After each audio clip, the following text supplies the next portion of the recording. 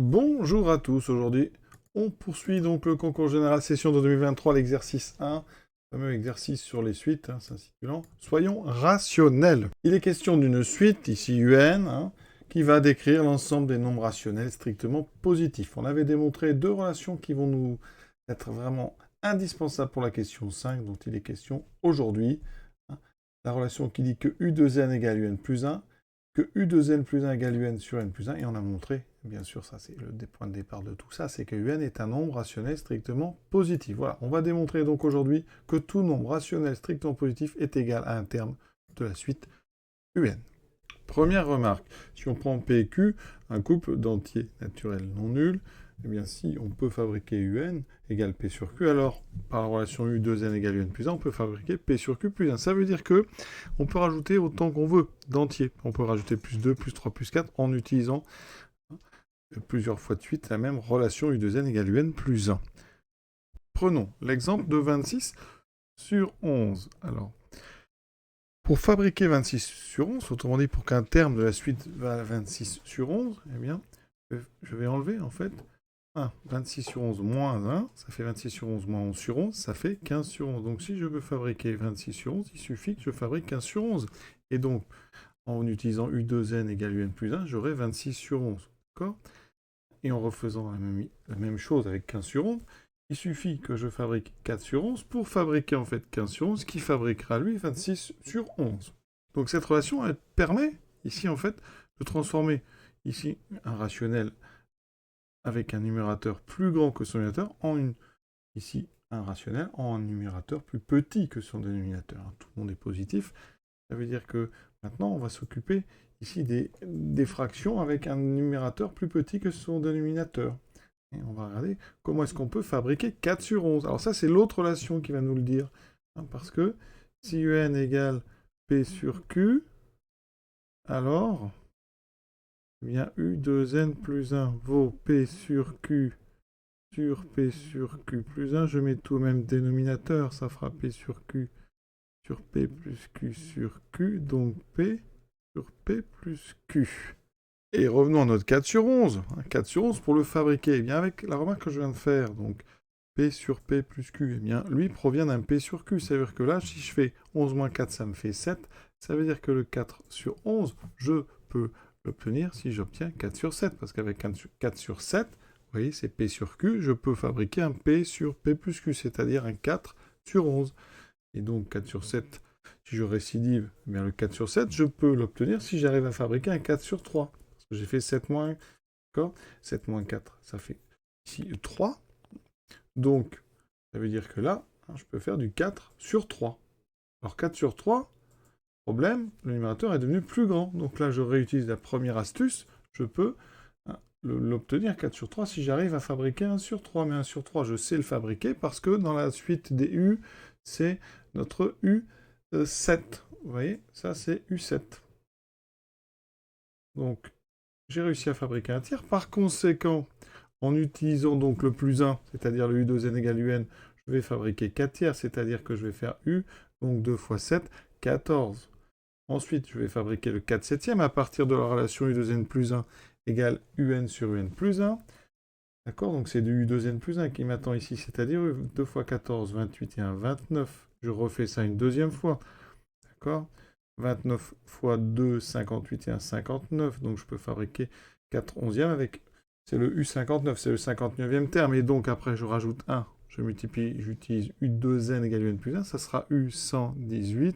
Et avec U118, en utilisant U2n égale UN plus 1, j'obtiens 26 sur 11. Ça sera mon U236. Donc vous voyez, c'est en fait les deux utilisés en fait dans un ordre qui dépendra de la situation, qui va me permettre de remonter en fait une chaîne de fabrication des différents rationnels. Donc c'est pour ça qu'il va falloir faire une récurrence qui tient compte des deux propriétés en même temps. Regardons rapidement sur le programme en Python. Donc ici, j'avais déjà montré dans la première partie de cet exercice. Là, j'ai mis 236, je fais tourner mon programme et tous les termes apparaissent. Donc regardez bien. Je vous ai dit U7 égale 1 tiers, ça on l'avait déjà trouvé. Donc le suivant c'est U14 qui m'intéresse, U14 annoncé à 4 tiers, c'est parfait.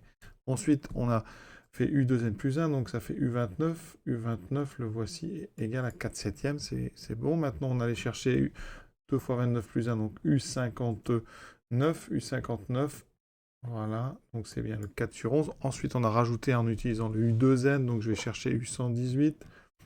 U118, il est ici, 15 sur 11. Et ensuite, je redouble U236, et c'est bien ce que m'annonce donc ce programme. Un autre exemple qu'on ne développera pas, je vous le laisse. Ici, j'avais choisi 173 sur 67, et je remontais petit à petit la chaîne jusqu'à 1. D'accord, donc, et après, j'ai réinversé pour avoir le rang de ce terme. Donc ici, j'avais eu 1, puis j'ai doublé en rajoutant, en rajoutant, en rajoutant. U5, c'est 16. Ensuite, j'utilise le U2n plus 1, U2n ici plus 1. Ensuite, là, on a doublé. Ensuite, U2n plus 1, U2n plus 1. Ici, on double. U2n plus 1. Ensuite, U2n, voilà, on double.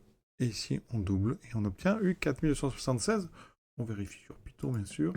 Donc, je l'ai fait tourner, ça donne effectivement U4267. C'est bien 173 sur 167.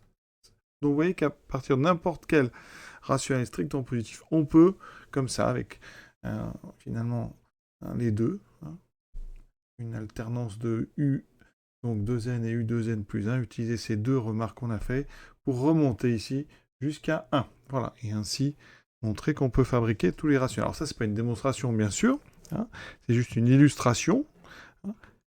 On va maintenant passer à la démonstration, qui est une récurrence, que je vous propose ici, récurrence forte. Donc on est parti. On va montrer donc par récurrence, la propriété en jaune ici, pour tout cas appartenant à une étoile, un terme de la suite du n vaut k sur n. On démontre ça par récurrence forte sur n. Et on démontre donc que Pn est vrai pour tout n appartenant à une étoile. Voilà. L'initialisation, il y a déjà du travail, parce que pour n égale 1, donc k appartenant à une étoile, k sur n, ça vaut k. On doit donc montrer qu'on peut atteindre tous les entiers non nuls. On avait remarqué que U1 est égal à 1, U2 égale 2, U4 égale 3, U8 égale 4. Ça, c'était avec la relation U2n égale UN plus 1. Eh bien, on va montrer, montrons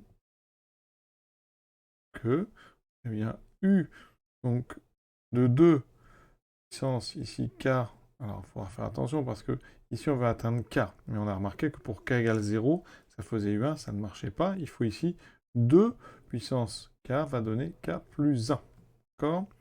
Ça veut dire que pour k égale 0, on atteint 1. Donc si je veux atteindre k et pas mettre k plus 1, ici on va faire plus simple, on va mettre, montrons que k est égal au terme U, l'indice 2k moins 1. D'accord? Et ça c'est une petite récurrence. Pour l'initialisation, on prend k égale 1, ça donne U, indice 2 puissance 0, c'est U1, qui vaut bien 1. Ça marche. Ensuite l'hérédité, on suppose donc que k est égal à U2 dans ce cas moins 1. Dans ce cas-là, d'après la relation U2n égale UN plus 1, U, donc 2 fois 2 puissance k moins 1, qui est donc égal à U indice 2 puissance k, parce que là ça fait 2 puissance 1, mais ça fait, là ça vaudra donc U indice donc 2 puissance k moins 1 plus 1, c'est-à-dire ici, c'est notre hypothèse de récurrence, k plus 1. Voilà. Donc on a bien l'hérédité qui est démontrée. Donc cette petite propriété ici, elle est vraie. Ici pour tout k, donc appartenant à n étoiles. Ça veut dire qu'on peut fabriquer tous les entiers non nuls avec cette suite. On vient donc de montrer que pour tout k appartenant à une étoile, un terme du n vaut k sur 1, c'est-à-dire k, donc l'initialisation, elle est bonne pour n égale 1. Pour l'hérédité, donc soit n appartenant à une étoile, on suppose que quel que soit k appartenant à l'intervalle d'entiers à n, pk est vrai. Donc ça, c'est donc notre hypothèse de récurrence forte. On va prendre donc un rationnel qui s'écrit k sur n plus 1 avec k appartenant à une étoile. Il faut montrer qu'il y a un terme de la suite qui vaut k sur n plus 1, quel que soit donc ce k appartenant à une étoile. On va séparer l'étude en deux cas. Tout d'abord, k, le numérateur, est entre 1, supérieur ou égal à 1, et strictement plus petit que n plus 1. Dans ce cas-là, on va remarquer que n plus 1 moins k est donc strictement positif. Ensuite, quand je fais n plus n moins n plus 1 moins k, j'obtiens, vous voyez, k moins 1. Ça veut dire que comme k est un entier naturel non nul, eh bien ça c'est donc un supérieur ou égal à 0. Ça veut dire que d'après ça, n plus 1 moins k est donc inférieur ou égal à n. Donc n plus 1 moins k est entre 0 et n. Donc n plus 1 moins k appartient à l'intervalle d'entier à n. Et donc ici, on va utiliser la relation u 2n plus 1 égale un sur n plus 1 en disant la chose suivante. N plus 1 moins k, donc ça appartient à l'intervalle entier à n. Ça veut dire que par hypothèse de récurrence, la propriété, eh bien, P de n plus 1 moins k est donc vraie. Ça veut dire que, eh bien, il y a toujours un terme, il existe un terme à la suite qui est égal à, donc il existe un terme, il y a un terme qu'on va appeler, par exemple ici, un0, qui est égal à, donc, k sur n plus 1 moins k. D'accord? Donc, en utilisant u de n plus 1, ça veut dire que u de n0 plus 1 va être égal à donc un0 sur un0 plus 1. Et ça, d'après ce qu'on a dit, eh bien c'est k sur n plus 1. Et donc on a bien trouvé qu'il y a un terme à la suite qui vaut k sur n plus 1. Donc notre premier cas, on a réussi à montrer que la propriété était vraie. Deuxième cas, si k est supérieur à n plus 1, on fait une division euclidienne de k par n plus 1. D'accord? Ça nous donne un quotient k, un grand K, qui ne peut pas être égal à 0, parce que s'il était nul, la valeur de K serait le reste, et donc ça serait strictement plus petit que n plus 1. Ça ne va pas, parce qu'on a supposé ici que K est supérieur à n plus 1. Donc on a ici un quotient qui est un entier naturel non nul, un reste évidemment entre n plus 1 et 0. Il peut être égal à 0, donc on va faire un premier sous K si le reste est égal à 0. Ça veut dire que notre nombre K, c'est n plus 1 fois le quotient, et donc, ça veut dire que c'est un entier non nul. Et on a dit, les entiers non nuls, on peut facilement les atteindre avec un terme de la suite. Deuxième cas, k supérieur ou égal à n plus 1. On va faire une division euclidienne de k par n plus 1, avec donc un quotient, grand K, un reste, le quotient. Alors, il ne peut pas être égal à 0, parce que s'il est égal à 0, petit k serait égal au reste, et donc serait strictement plus petit que n plus 1. Ça, c'est pas mon hypothèse, vous voyez. Donc, notre quotient ici, grand K, il est dans n étoiles. Notre reste, il est entre 0 et strictement plus petit que n plus 1. Donc on va faire un premier sous K si le reste est égal à 0. C'est-à-dire si le reste est égal à 0, K, c'est donc un multiple de n plus 1, le petit K. Donc ça veut dire que si je fais K sur n plus 1, ça me donne ceci, ça donne donc grand K. Donc, ça veut dire que petit k sur n plus 1 appartient à l'ensemble des entiers naturels non nuls. Et ça, on a dit, on sait les atteindre avec la suite. On sait que, or, le terme donc 2 puissance, ici, grand K moins 1, est égal à grand K, c'est-à-dire petit k sur n plus 1. Donc, il est atteint. Donc, notre hypothèse, notre hérédité est vérifiée pour notre premier sous-K. Donc, hérédité. Ok, on a bien montré qu'on pouvait fabriquer K sur n plus 1. Maintenant, le deuxième sous-K, s'il reste non nul. Voilà, ici R, qui sera donc strictement positif, strictement plus petit que n plus 1, et on va s'intéresser à R sur n plus 1. Alors, n sur n plus 1, on a, vous voyez en haut, un nombre R, qui est un entier donc entre 1 et n. D'accord? Ici, on a n plus 1. Donc, si je regarde mon premier cas, mais qu'est-ce qu'on a dit? On avait montré qu'on pouvait fabriquer tous ces fractions-là, et ça veut dire qu'il y avait un terme de la suite qui était égal à R sur n plus 1. Il existe donc, j'ai mis la petite flèche, le raisonnement il est encore là, il existe un rang n0 tel que un0, c'est R sur n plus 1.